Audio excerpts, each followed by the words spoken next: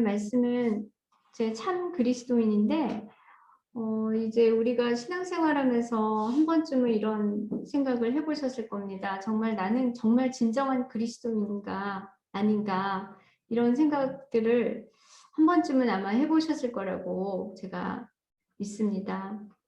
이제 또 요즘 유행하는 그 트로트에서도 보면은요, 저는 처음 들었는데 찐이라는 말이 있어요. 찐이라고 그 가사 노래가 그래요. 찐찐찐 찐이야.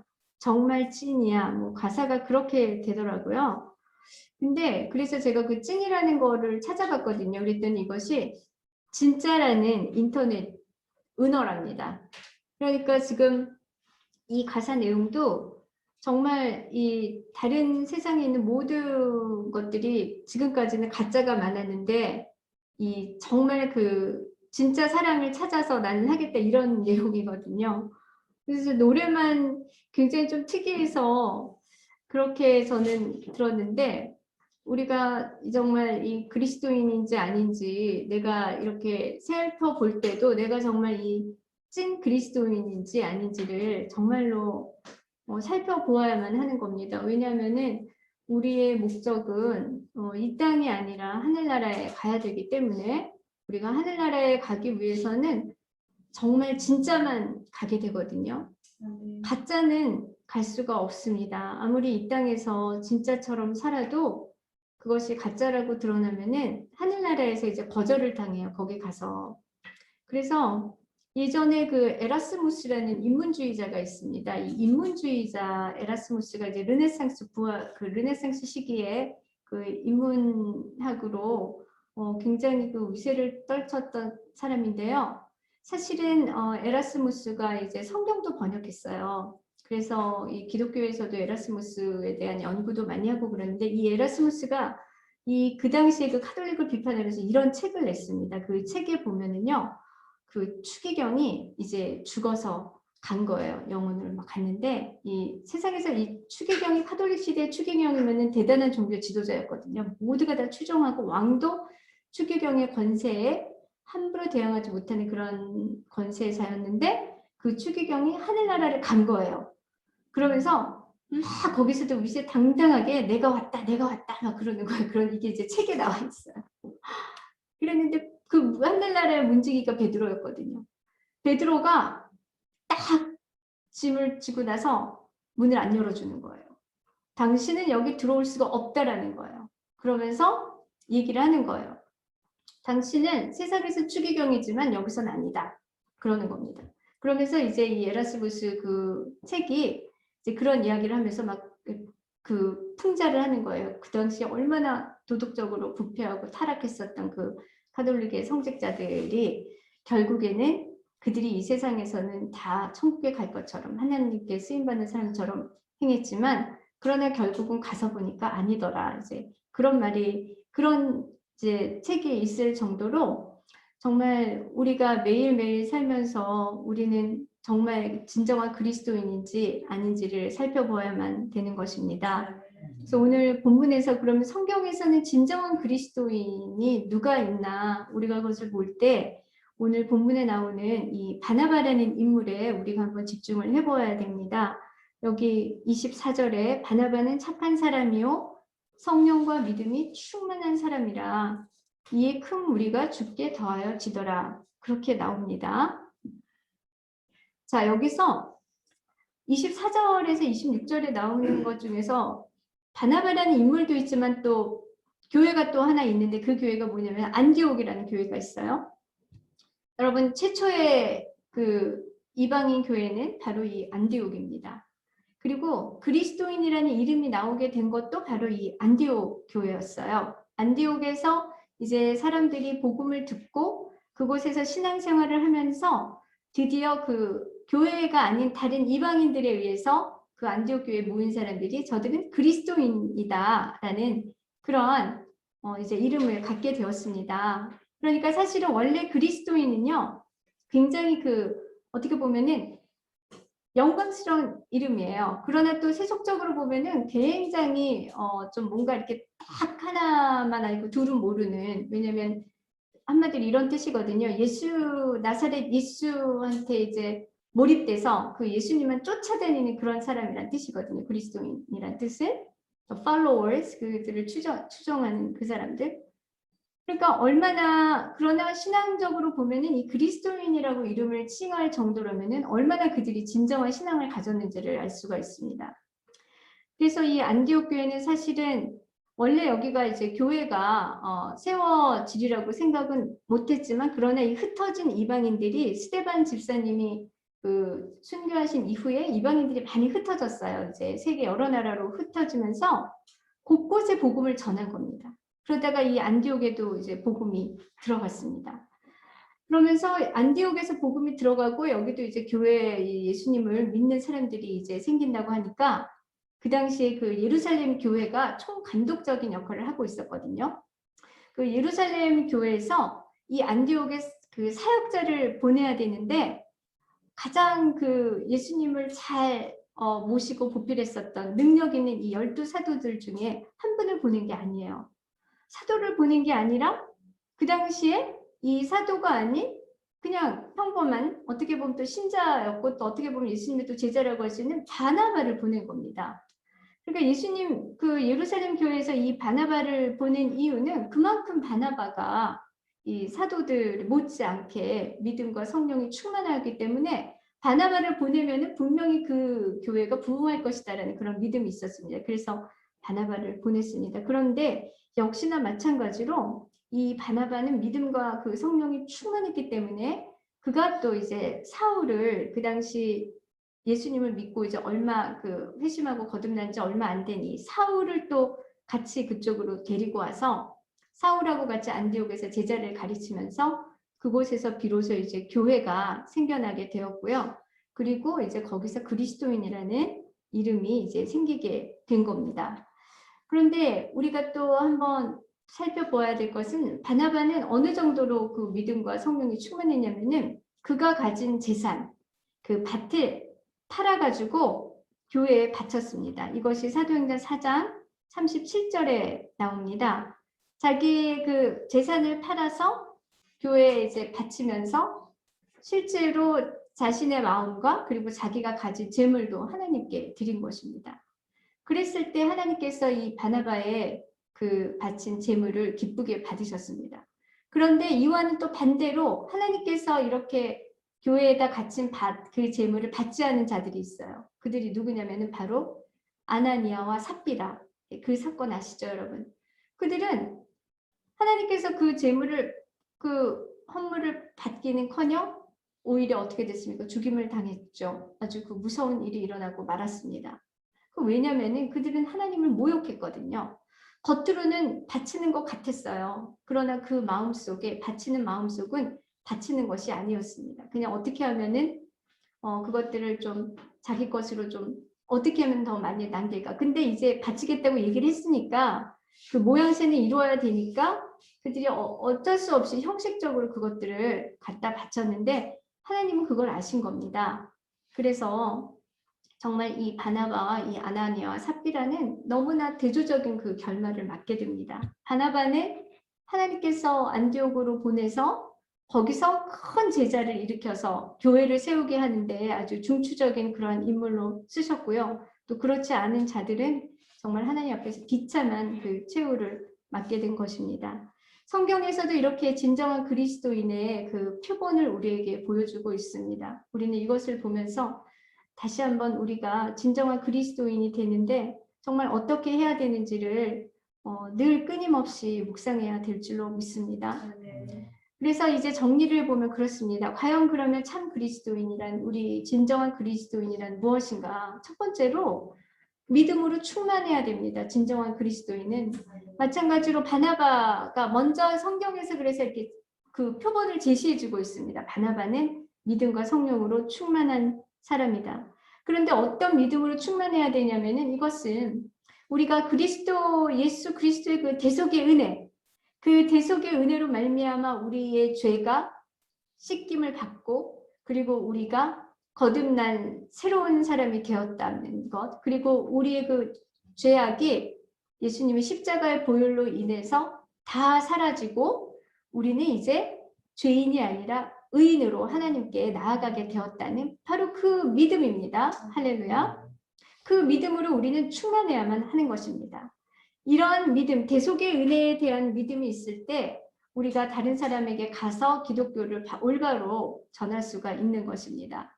그래서 이 대속의 은혜를 받고 구원받은 확신이 있는 자들은 참 그리스도인이 될 수가 있습니다. 할렐루야. 여기 요한일서 5장 1절에 예수께서 그리스도이심을 믿는 자마다 하나님께로부터 난 자니라 라고 나와 있습니다.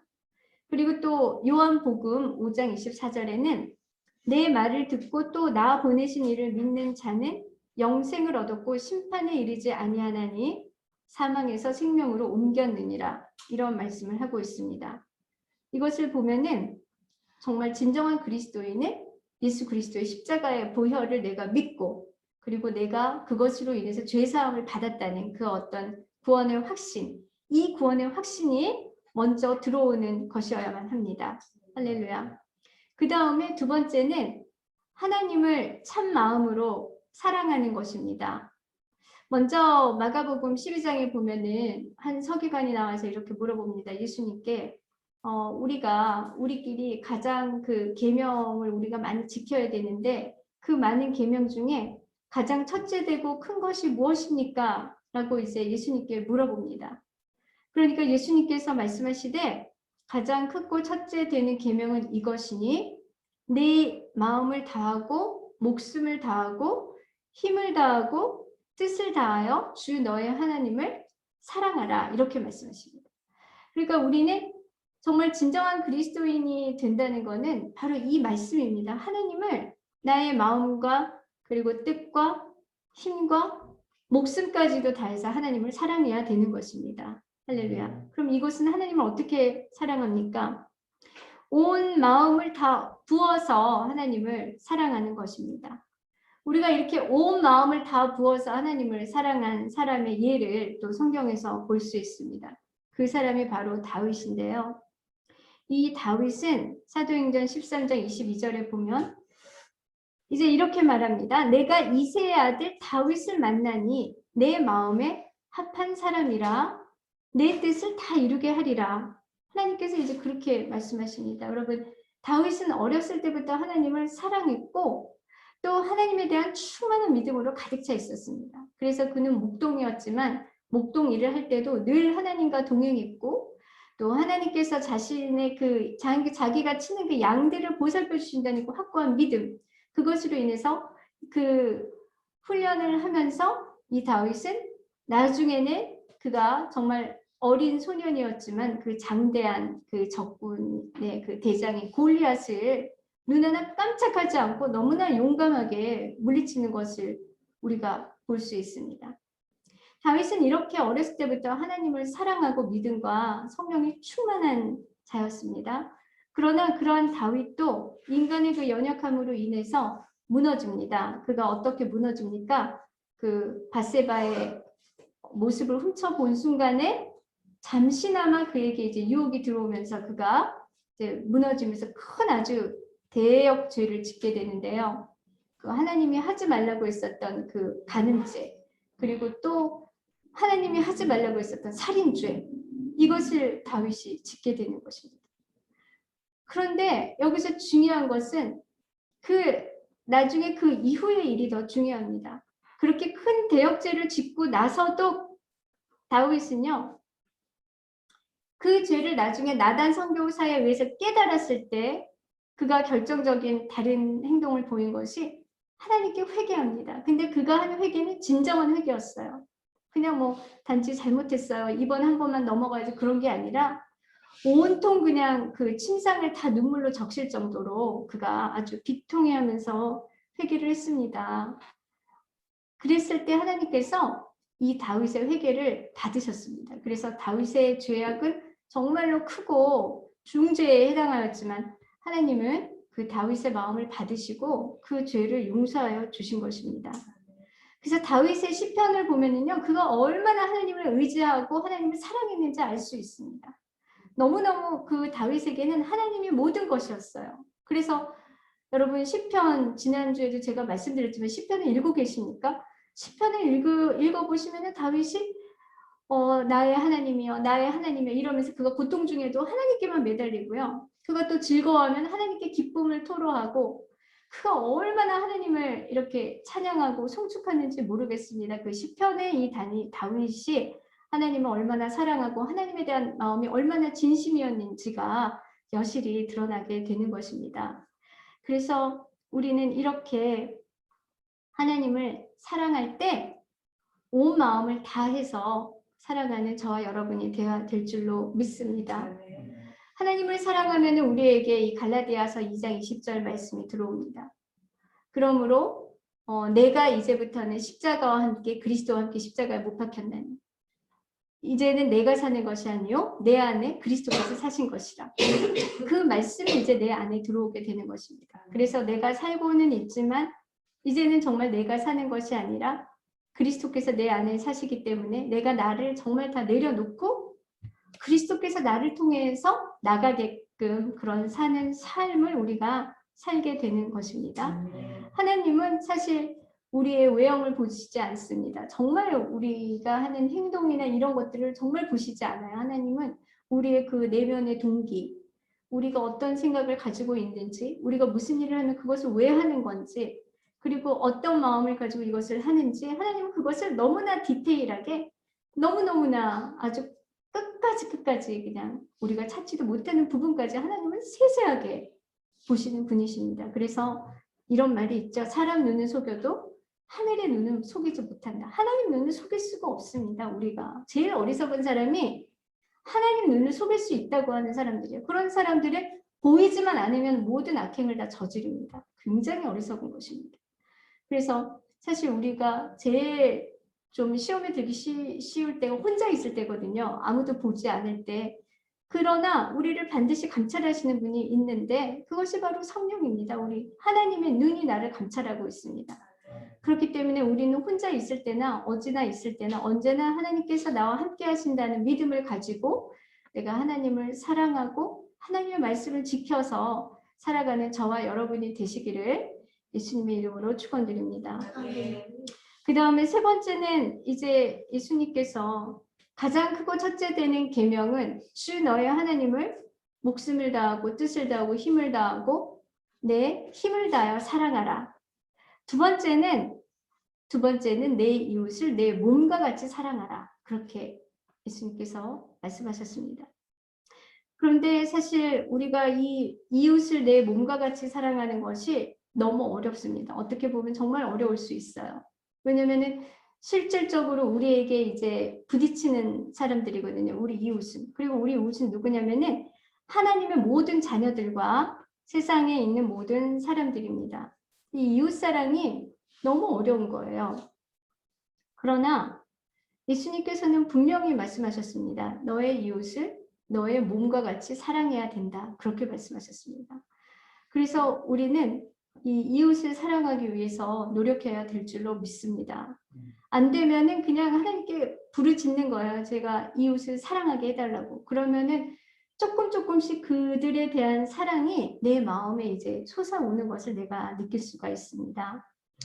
이 이웃 사랑하는 거는 외형적으로 사실 드러나는 것도 이웃 사랑이지만 진정한 예수님께서 말씀하신 것은 그 내면으로 이웃을 하라는 말씀이시거든요.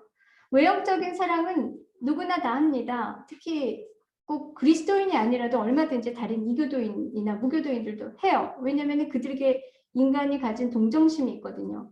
그 동정심을 가지고 구제도 하고 그리고 어떻게 하면 다른 사람에게 유익을 줄까 그렇게 하기도 하고 그들도 얼마든지 이렇게 실천을 합니다. 이웃사랑을. 그러나 그것은 기독교에서 말하는 이웃사랑과는 조금 다릅니다. 거기에는 그 이웃에 대한 영혼에 대한 그 뜨거운 마음, 그들에게 복음을 전해주고자 하는 그 뜨거운 마음이 없습니다. 단지 현실의 어려움을 좀 어떻게 좀 타개해주고 싶은 마음, 그런 마음은 있어요. 그렇기 때문에 그 이 이웃사랑은 정말로 내 안에 먼저 하나님을 사랑하는 뜨거운 그 하나님의 사랑, 그것을 아가페의 사랑이라고 말하는데요. 이 아가페의 사랑이 부어졌을 때 내가 이 이웃에 대한 사랑이 우러나오게 되는 것입니다. 그래서 우리는 이웃 사랑을 하기 전에 먼저 내가 하나님을 사랑해야 됩니다. 내가 하나님을 사랑하고 하나님의 사랑이 나에게 부어져야만 하는 것입니다. 우리가 하나님을 사랑하면서도 정말 하나님을 사랑하는 건지 아닌지를 시험해보는 방법이 있어요. 그것은 바로 이 세상을 지배하는 만몬이에요. 만몬. 만몬이 누구냐? 만몬은 한마디로 돈입니다. 돈을 만몬이라고 그래요. 그런데 저도 그런 경험을 해봤어요. 어느 날 굉장히 마음이 무거워요. 내가 왜 이렇게 무겁지? 갑자기 막 우울해지려고 하고 막 이러는 거예요. 왜 그러지? 가만히 생각해보니까 이제 통장이 비어 있는 거예요. 그리고 다음 달에는 또 나갈 것이 많은데 통장이 비었어. 괜히 기운이 없어요. 그런데 또 어느 날에 마음이 막 이제 막 힘이 막 생겨나는 거예요. 왜 그러지? 통장이 이제 채울 날이 온 거예요. 월급날이 바로 내일이에요. 그리고 어떤 때는 막 생각보다 많이 들어온 거예요. 그럼 괜히 막 기분이 좋아지고 막 힘이 나는 거예요. 제가 그런 저의 모습을 보고 몇 년 전에 깨달았습니다. 나도 만몬에게 지배를 당하고 있구나. 이 만몬의 지배를 나도 아직도 거역을 못하고 있구나. 제가 그것을 알게 되었습니다. 하나님을 사랑하는 것은 결국은 이게 양자택일이 될 수 없는 것입니다. 우리가 만몬에게도 한 10분의 1 걸쳤다가 하나님한테도 한 10분의 9 걸쳤다가 그것은 하나님을 온전히 사랑하는 것이 아닙니다. 우리는 만몬을 과감하게 끊어야 될 줄로 믿습니다. 그래서 필요한 것이 하박국 3장 17절 말씀이에요.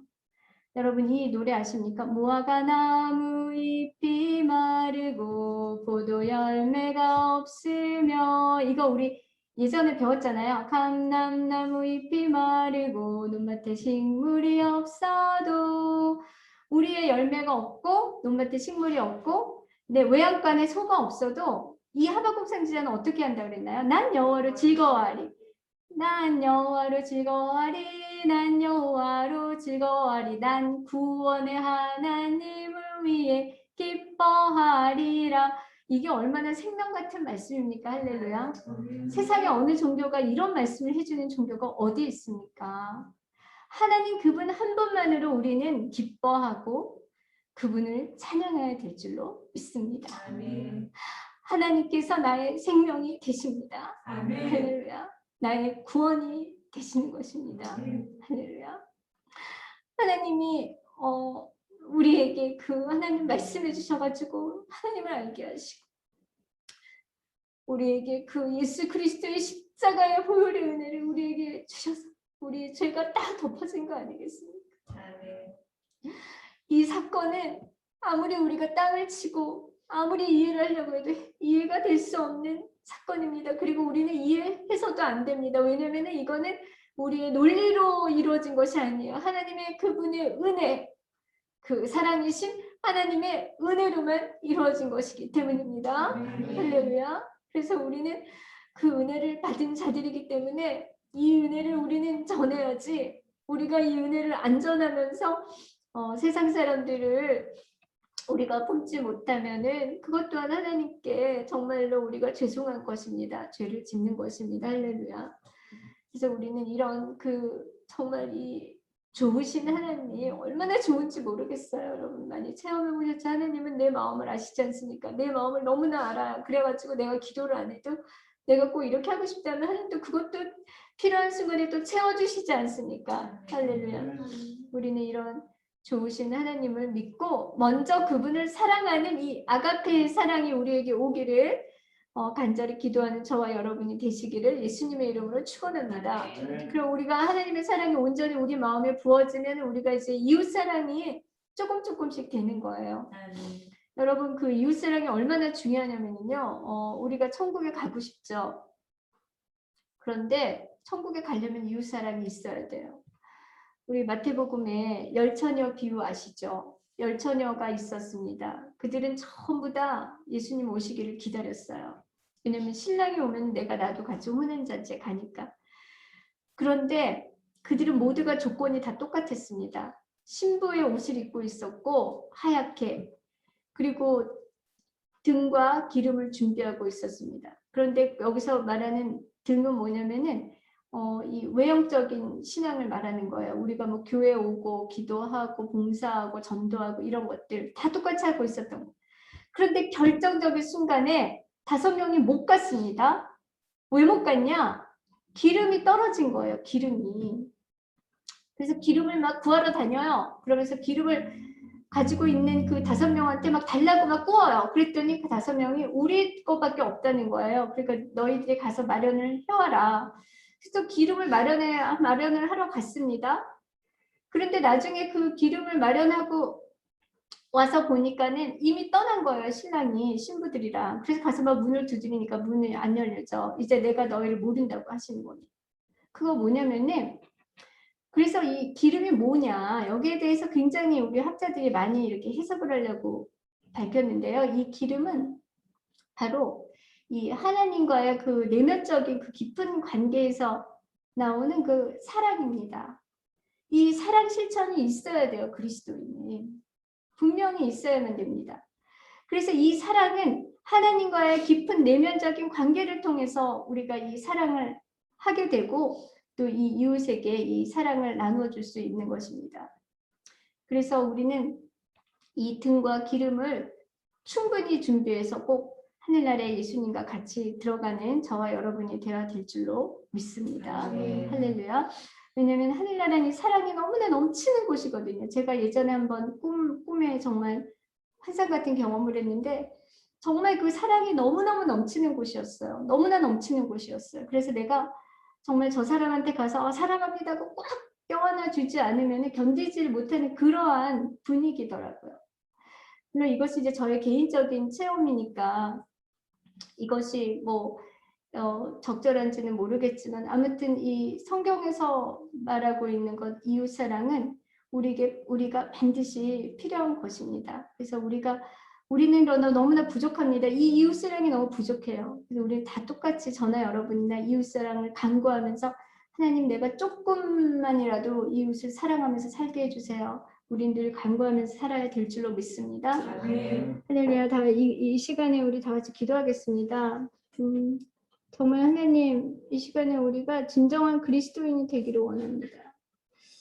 아버지 말씀처럼 믿음에 충만한 사람 바나바처럼 믿음과 성령으로 충만하고 그리고 예수님 말씀하신 것처럼 하나님을 사랑하고 마음과 목숨과 뜻과 힘을 다하여 하나님을 사랑하고 하나님 한 분만으로 만족할 수 있고 그리고 세 번째는 우리가 정말 그 이웃을 몸처럼 사랑하는 그런 사랑을 실천하는 그러한 그리스도인이 되게 해달라고 이 시간에 다 같이 우리 통성으로 기도하겠습니다.